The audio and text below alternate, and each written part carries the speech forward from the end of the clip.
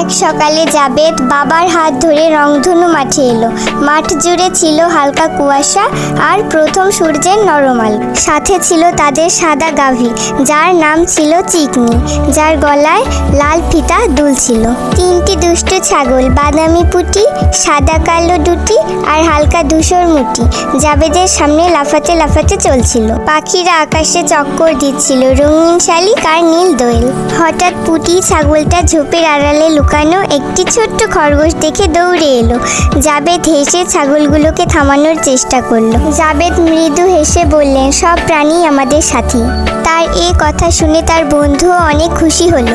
মাঠের এক কোণে জাবেদ দেখলো একটি কচ্ছপ উল্টে পড়ে আছে। জাবেদ নরম হাতে তাকে সোজা করে দিল।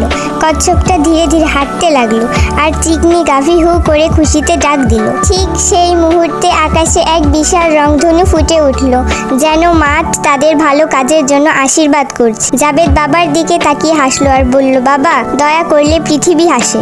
দয়া আর ভালোবাসাই পৃথিবীর আসল শক্তি।